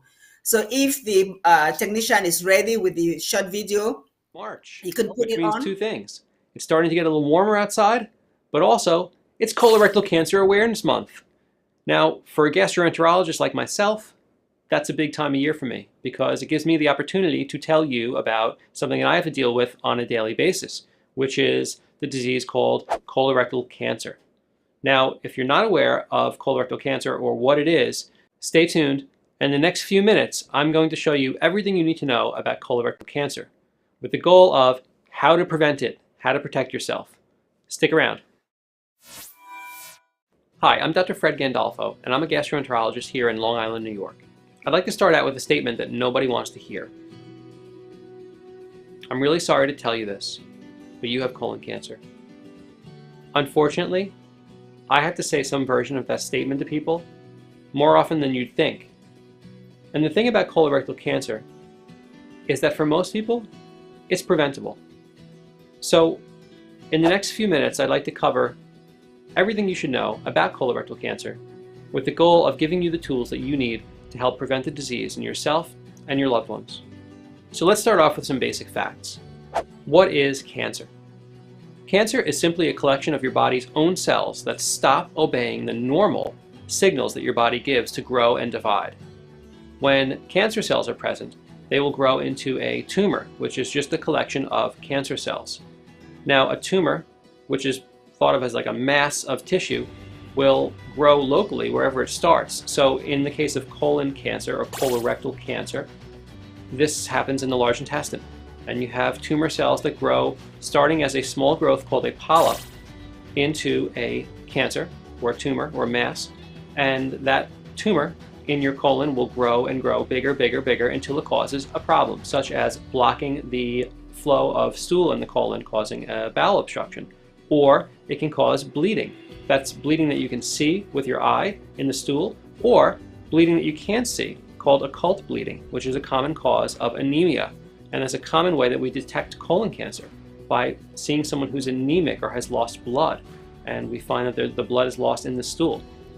Colon cancer can also cause major problems by traveling to other parts of the body in a process called metastatic invasion, or metastases. So colon cancer can travel to your liver or to other organs, to your lungs, and cause major problems outside of the colon.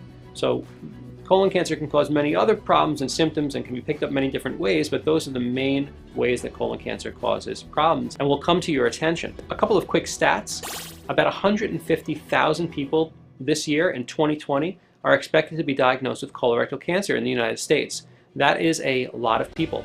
Colorectal cancer is also quite deadly. In 2020, it's predicted that about 50,000 people will die of colorectal cancer in the United States.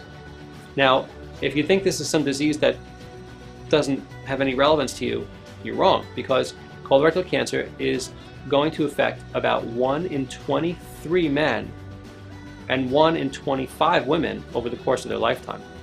So if you know 25 people, chances are you know someone who's affected by colon cancer.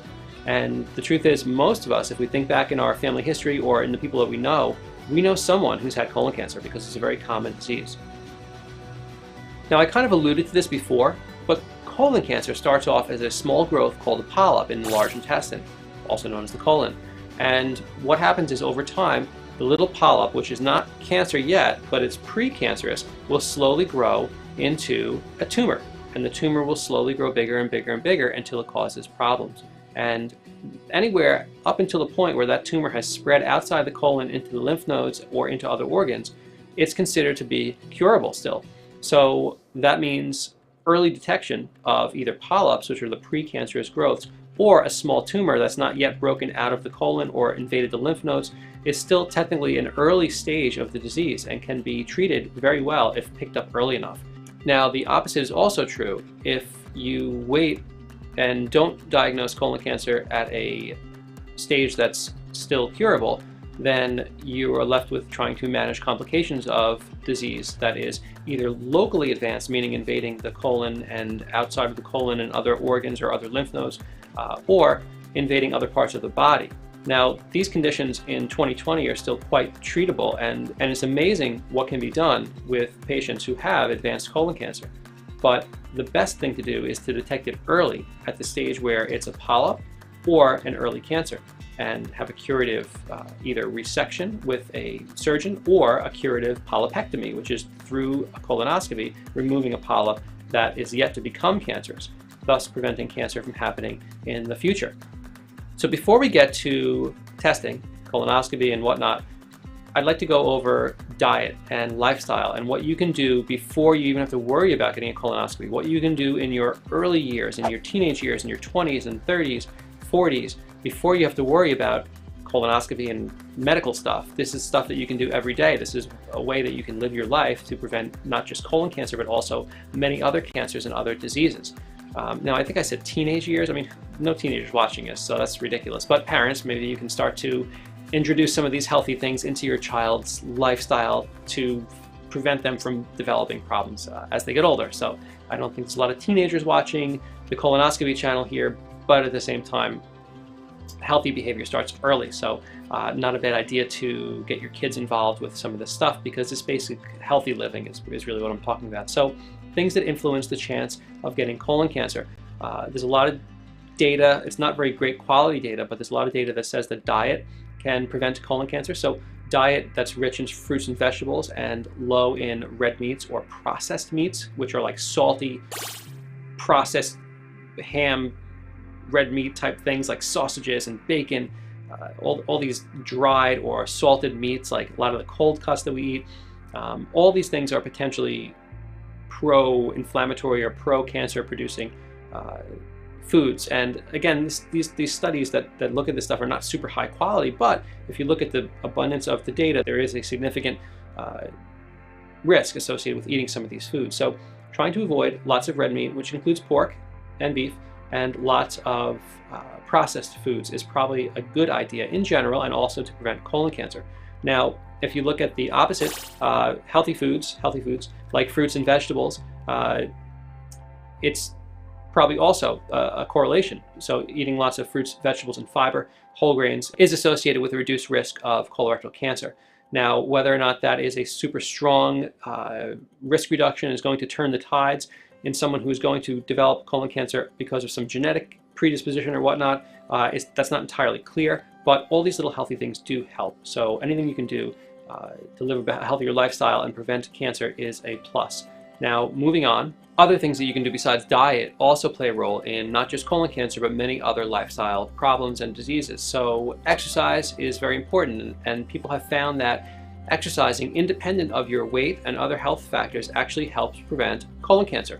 So anything you can do is good, but some type of moderate to vigorous exercise most days of the week is a definite plus.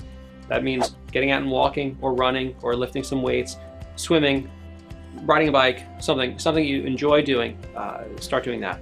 It's definitely good for colon cancer. It's good for your body in general.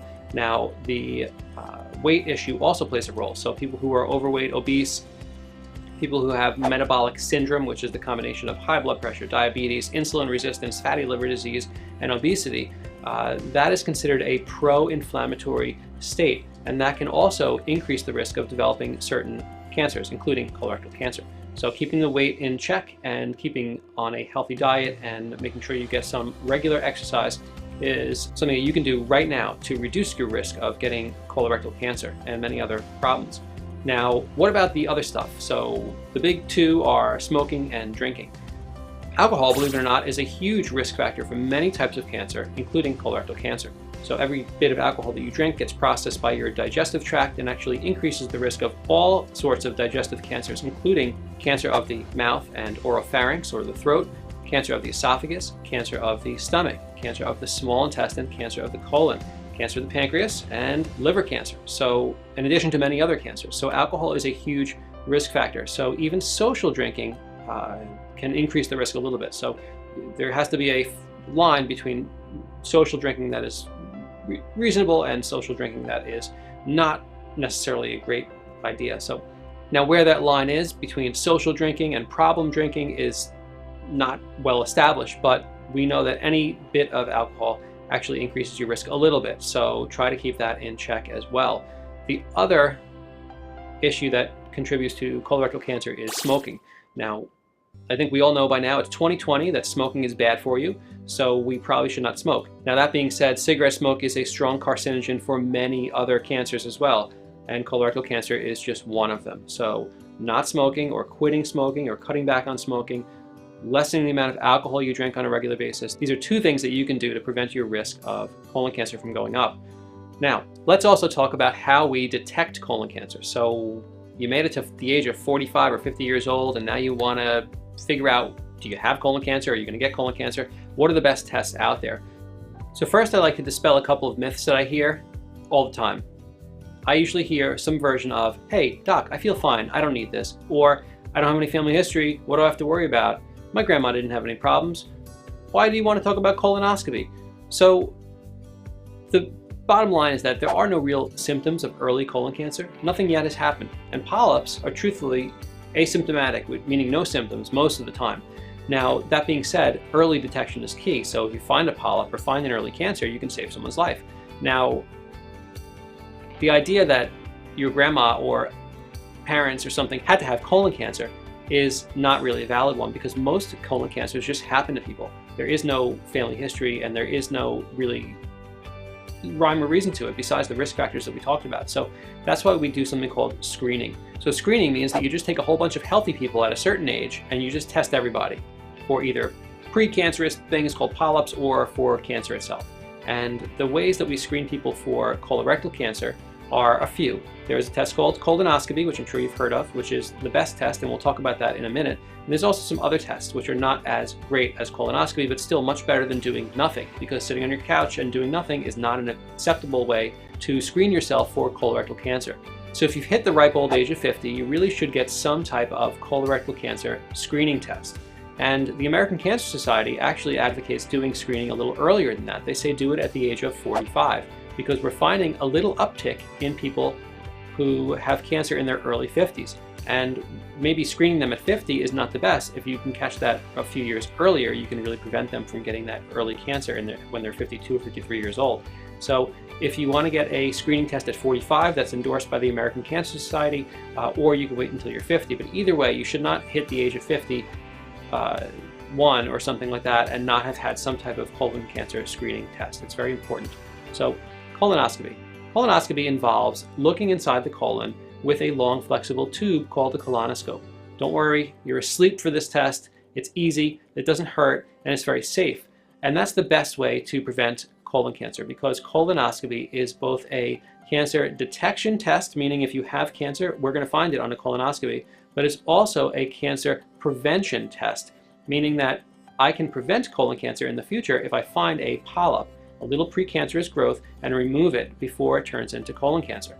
So colonoscopy is the best because it does both. It does diagnosis, and it also can prevent cancer. Now, there are many other tests that are good at diagnosing cancer, but none are as good as colonoscopy at preventing cancer. So if you're going to do something but don't want to do colonoscopy, there are certain stool tests that can be done, either the test for blood or the test for fecal DNA that is abnormal. And there's also a CAT scan colonoscopy called a virtual colonoscopy that can be done. And all those are good to detect cancer that is there at the moment, but none of them are as good as colonoscopy at preventing cancer from happening in the future.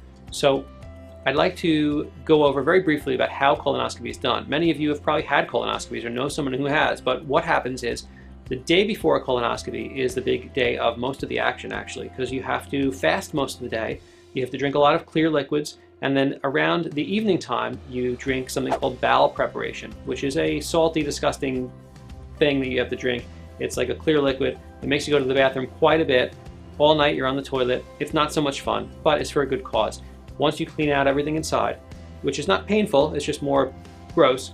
Once you clean out everything inside, then you come in the next day and we make you sleepy with a little bit of intravenous sedation, so there's no pain and no embarrassing sounds or sights that you have to see. And we look inside the colon with a little camera called a colonoscope. It's a painless test. It takes about 15 to 20 minutes. And if I see something called a polyp, then part of what my duties are as a gastroenterologist is I remove them. Basically, take the polyp out, and then you don't get cancer in the future. So colonoscopy takes about 15 to 20 minutes. You're usually done with the test before the end of the morning. You can go home and eat a good breakfast, get a little bit of rest, and then kind of carry on with your life. So it's really one day off from doing your normal things, and you can work the day before, you can work the day after, and it's not as bad as people make it sound. So that's it. In a nutshell, to prevent colorectal cancer, try to live a more healthy lifestyle, eat less red meat, processed foods, and garbage, drink less alcohol, don't smoke, get some exercise, watch your weight, and when you hit the age of 45 or 50 years old, see your doctor to talk about colorectal cancer screening. When you're talking about colorectal cancer screening with your doctor, colonoscopy is still the best test because it both prevents colorectal cancer and can detect cancer if you have it at the moment.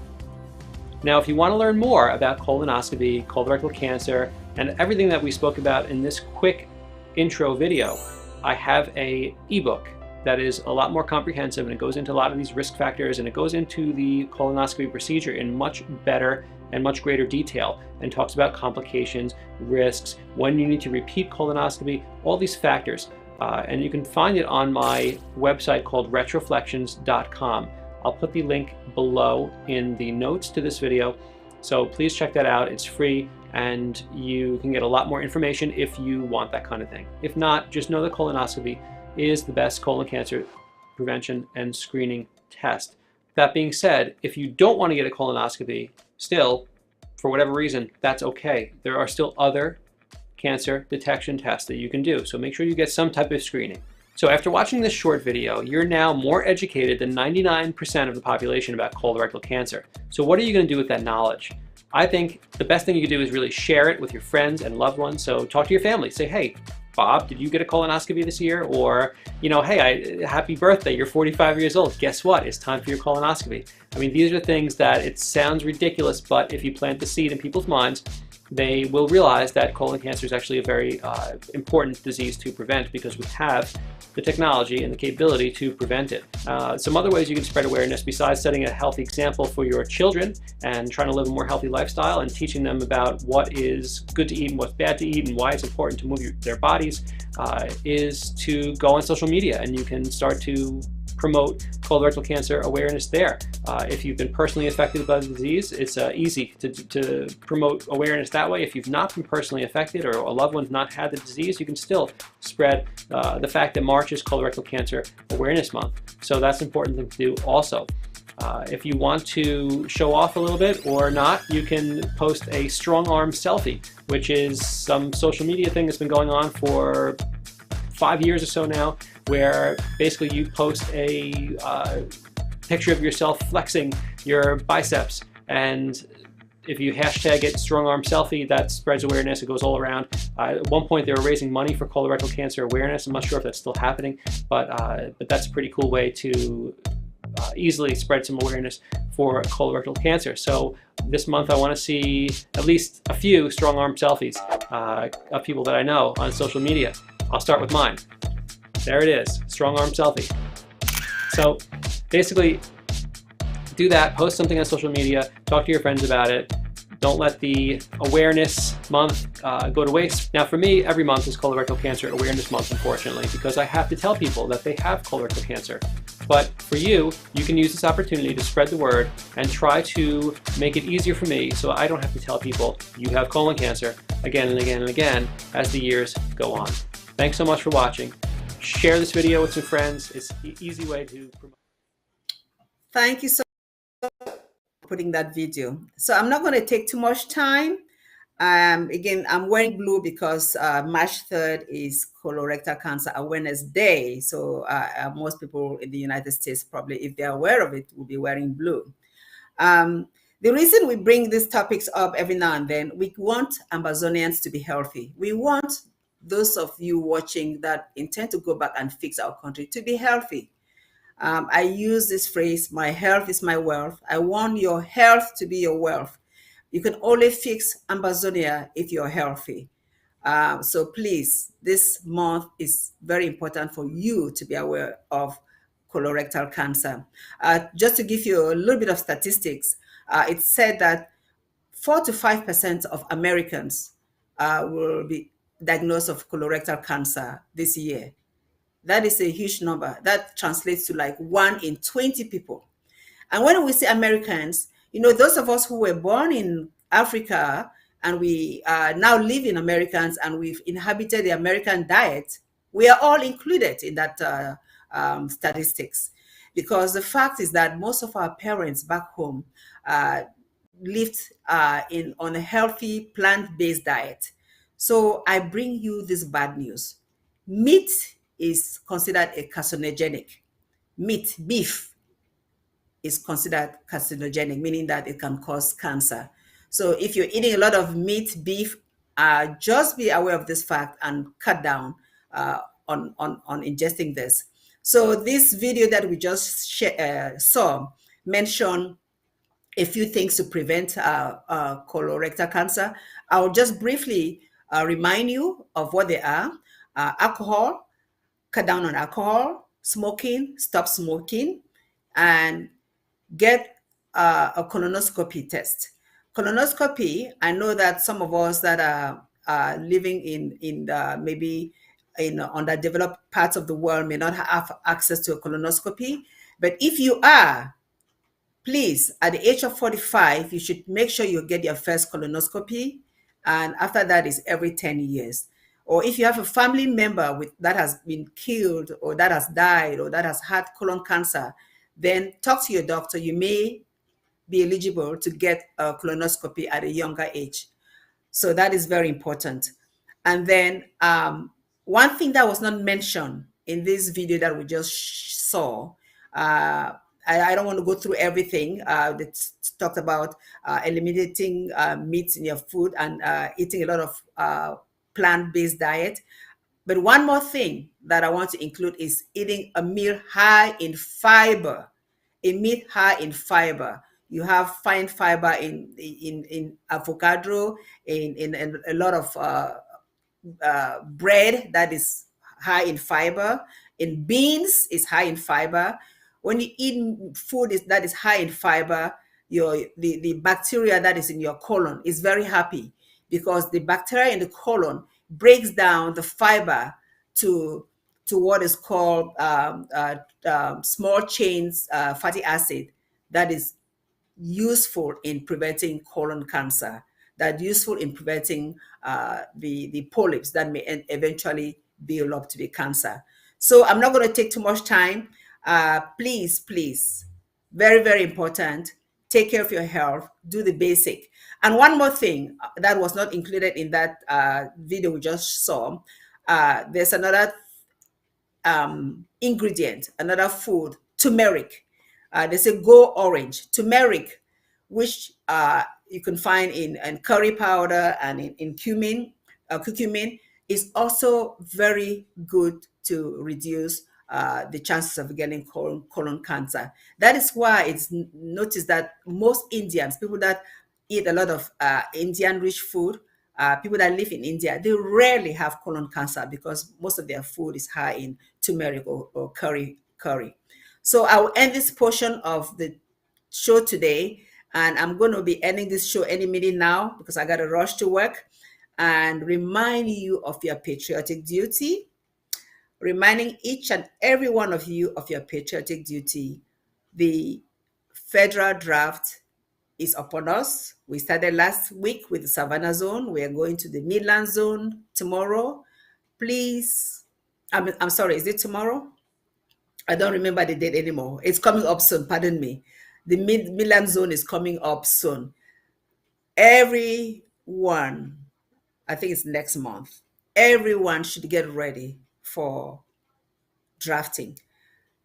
If every Ambazonian were to just pay your draft at $1,000 as your patriotic duty to help us shorten this journey, it will be so much worth it so that we can go and build our nation. So I want to thank you all. I want to thank Pastor Victor for being with us today. I want to thank all of our guests for watching, and thank Director Paddy for his input.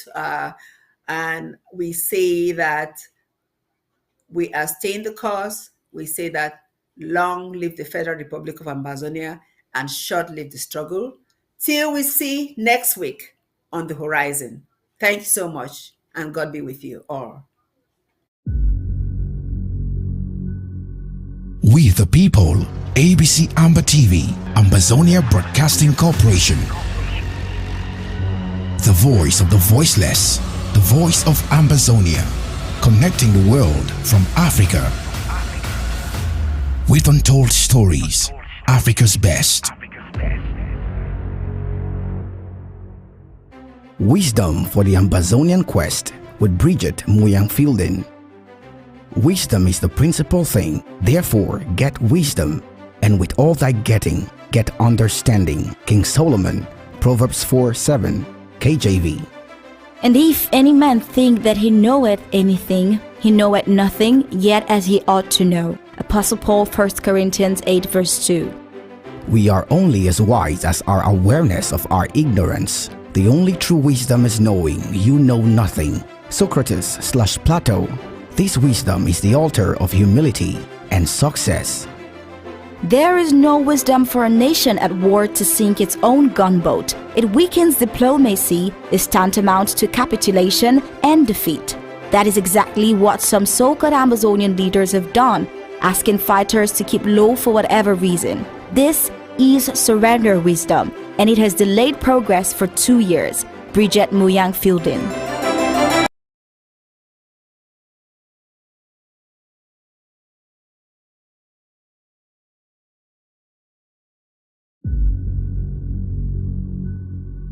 We the people, ABC Amba TV, Ambazonia Broadcasting Corporation.